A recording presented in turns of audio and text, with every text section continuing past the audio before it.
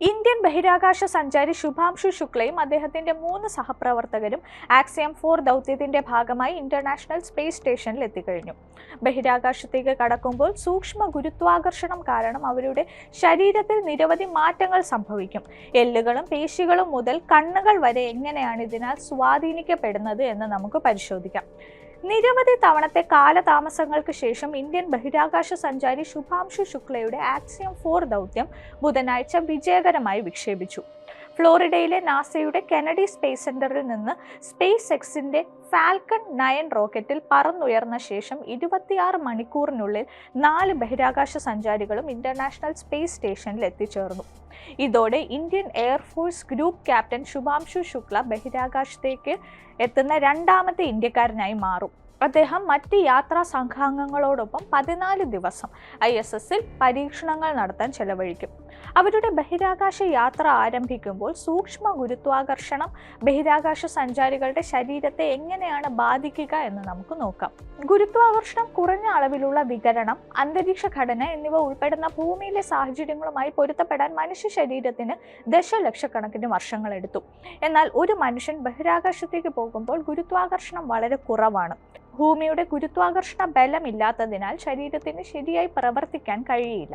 ബഹിരാകാശത്ത് പ്രത്യേകിച്ച് ദീർഘകാല താമസം വരുമ്പോൾ ബഹിരാകാശ സഞ്ചാരികൾക്ക് നിരവധി ശാരീരികവും മാനസികവുമായ വെല്ലുവിളികൾ നേരിടേണ്ടി വരുമെന്ന് യൂണിവേഴ്സിറ്റി ഓഫ് പിറ്റ്സ്ബർഗിലെ സെന്റർ ഫോർ സ്പേസ് ബയോമെഡിസിൻ ഡയറക്ടറായ അഫ്ഷിൻ ബെഹേഷ്തി റോയിട്ടേഴ്സിനോട് പറഞ്ഞു. ഭൂമിയിൽ നമ്മൾ എല്ലാവരും കുറഞ്ഞ അളവിലുള്ള വികിരണത്തിന് ദിവസവും വിധേയരാകുന്നുണ്ട്. എന്നാൽ ബഹിരാകാശ സഞ്ചാരികൾക്ക് ഭൂമിയിൽ നിന്ന് വ്യത്യസ്തമായി കൂടുതൽ അളവിലുള്ള വികിരണങ്ങൾ ഏറ്റുവാങ്ങേണ്ടി വരുമെന്ന് അമേരിക്കൻ ബഹിരാകാശ ഏജൻസിയായ നാസ പറയുന്നു. ഭൂമിയുടെ കാന്തിക ക്ഷേത്രത്തിന്റെ സ്വാധീനത്തിലുള്ള ബഹിരാകാശ മേഖലയായ മാഗ്നറ്റോസ്ഫിയർ താഴ്ന്ന ഭ്രമണപഥത്തിലുള്ള ദൗത്യങ്ങളിലുള്ള ബഹിരാകാശ സഞ്ചാരികൾക്ക് സംരക്ഷണം നൽകുന്നു. ഇന്ത്യൻ ബഹിരാകാശ സഞ്ചാരി ശുക്ല തങ്ങുന്ന ISS സ്ഥിതി ചെയ്യുന്നത് ഈ താഴ്ന്ന ഭ്രമണപഥത്തിലാണ്. എന്നാൽ LEOയ്ക്ക് അപ്പുറത്തേക്ക് ചന്ദ്രനിലേക്കോ ചൊവ്വയിലേക്കോ യാത്ര ചെയ്യുന്ന ബഹിരാകാശ സഞ്ചാരികൾക്ക് ഉയർന്ന തോതിലുള്ള വികിരണങ്ങൾ ഏൽക്കേണ്ടി വരും. ബഹിരാകാശ യാത്ര ബഹിരാകാശ സഞ്ചാരിയുടെ ശരീരത്തിലെ മിക്കവാറും എല്ലാ ഭാഗങ്ങളെയും ബാധിക്കുന്നുണ്ട്.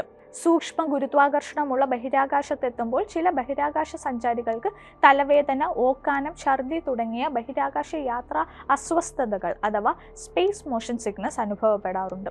ബഹിരാകാശം ശരീരത്തിന്റെ ദിശാബോധത്തെയും തല, കണ്ണ്, കൈ, കണ്ണ് ഏകോപനത്തിനെയും ശരീരത്തിന്റെ സന്തുലിതാവസ്ഥയെയും ചലനശേഷിയെയും ബാധിക്കുന്നതിനാലാണ് ഇത് സംഭവിക്കുന്നത് എന്ന് നാസ പറയുന്നു.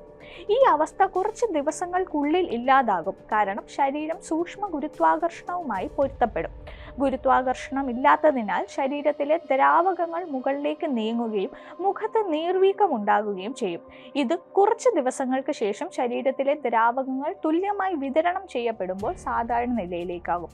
ദ്രാവകങ്ങൾ തലയിലേക്ക് മാറുന്നത് കണ്ണുകൾക്ക് സമ്മർദ്ദം ചെലുത്തുകയും കാഴ്ച പ്രശ്നങ്ങൾക്ക് കാരണമാകുകയും ചെയ്യും. ബഹിരാകാശത്ത് ഏകദേശം ആഴ്ചകൾക്കുള്ളിൽ കാഴ്ചയിൽ മാറ്റങ്ങൾ ഉൾപ്പെടെയുള്ള പ്രശ്നങ്ങൾ ഉണ്ടാകാം.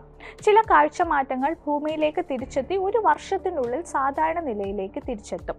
എന്നാൽ ചിലത് സ്ഥിരമായി മാറിയേക്കാം. സൂക്ഷ്മ ഗുരുത്വാകർഷണത്തിൽ പേശികളുടെയും എല്ലുകളുടെയും സാന്ദ്രത കുറയാൻ തുടങ്ങുന്നു. ശരിയായ ഭക്ഷണക്രമവും വ്യായാമവും ഇല്ലാത്തതിനാൽ ബഹിരാകാശ സഞ്ചാരികൾക്ക് ഭൂമിയിലുള്ളതിനേക്കാൾ വേഗത്തിൽ പേശികളുടെ ബലം നഷ്ടപ്പെടുന്നു. കനേഡിയൻ മെഡിക്കൽ അസോസിയേഷൻ ജേണലിൽ പ്രസിദ്ധീകരിച്ച ഒരു പഠനമനുസരിച്ച് 2 ആഴ്ചത്തെ ബഹിരാകാശ യാത്ര പേശികളുടെ സാന്ദ്രതയിൽ 20% കുറവിന് കാരണമാകും. UK സ്പേസ് ഏജൻസി പറയുന്നതനുസരിച്ച് 5 മാസം ബഹിരാകാശത്ത് ചിലവഴിച്ചാൽ ബഹിരാകാശ സഞ്ചാരികൾക്ക് 40% പേശികളുടെ ബലവും 12% എല്ലുകളുടെ സാന്ദ്രതയും നഷ്ടപ്പെടും. ഭൂമിയിലേക്ക് തിരിച്ചെത്തിയാൽ അവയുടെ എല്ലുകളുടെ സാന്ദ്രത സാധാരണ നിലയിലേക്കാകാൻ 4 വർഷം വരെ എടുത്തേക്കാം. ബഹിരാകാശ യാത്ര ബഹിരാകാശ സഞ്ചാരികളുടെ ഹൃദയത്തെയും ബാധിക്കുന്നു. ബഹിരാകാശത്ത് ഹൃദയത്തിന് രക്തം പമ്പ് ചെയ്യാൻ അത്രയധികം പ്രയത്നിക്കേണ്ടതില്ല. ബഹിരാകാശ സഞ്ചാരികൾ കൂടുതൽ കാലം ബഹിരാകാശത്ത് തങ്ങുകയാണെങ്കിൽ അവരുടെ ഹൃദയത്തിന്റെ വലുപ്പം കുറഞ്ഞേക്കാം.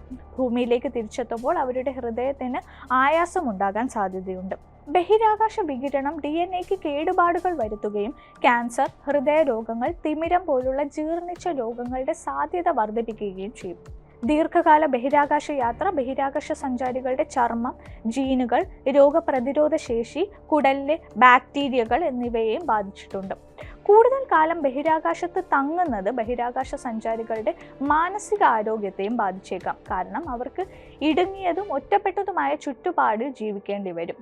സാമൂഹിക ഇടപെടലുകളും പ്രകൃതിദത്തമായ ഉത്തേജനങ്ങളും പരിമിതപ്പെടുന്നതിനാൽ അവർക്ക് മാനസിക സമ്മർദ്ദം, ഉറക്കമില്ലായ്മ, വൈജ്ഞാനിക ശേഷിയിലെ കുറവ്, മാനസിക പ്രശ്നങ്ങൾ എന്നിവ അനുഭവപ്പെടാം.